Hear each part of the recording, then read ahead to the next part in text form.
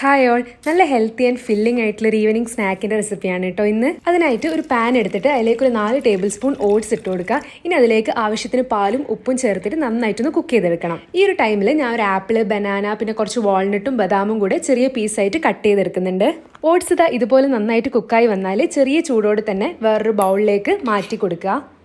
Oats complete ആയിട്ട് ബൗളിലേക്ക് ഇട്ട് കൊടുത്ത് കഴിഞ്ഞാൽ ഇതിൻ്റെ മേലെ നമ്മൾ നേരത്തെ കട്ട് ചെയ്ത് വെച്ച ആപ്പിളും ബനാനയും വാൾനട്ടും ബദാമും കൂടെ ഇട്ട് കൊടുക്കുക.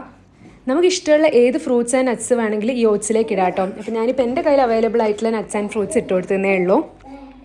പിന്നെ ഞാൻ കുറച്ച് ഉണക്കമുന്തിരിയും കൂടി ഇതിൽ ചേർത്ത് കൊടുക്കുന്നുണ്ട് കേട്ടോ. നിങ്ങൾക്ക് വേണമെങ്കിൽ കാഷ്യൂനട്ടും ആഡ് ചെയ്യാം.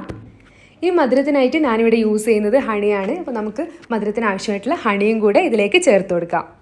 ഇനി ലാസ്റ്റായിട്ട് ഒരു 5-10 മിനിറ്റ് വെള്ളത്തിലോ പാലിലോ സോക്ക് ചെയ്ത് വെച്ച് ചിയാ സീഡും കൂടെ ചേർത്ത് കൊടുത്താൽ നമ്മുടെ ഹെൽത്തി ഓട്ട് മീൽ റെഡിയായി. ഹെൽത്തി മാത്രമല്ല, കഴിക്കാൻ നല്ല അടിപൊളി ടേസ്റ്റ് ആണ് കേട്ടോ. അപ്പോൾ വീഡിയോ ഇഷ്ടമായിട്ടുണ്ടെങ്കിൽ എല്ലാവരും വീട്ടിൽ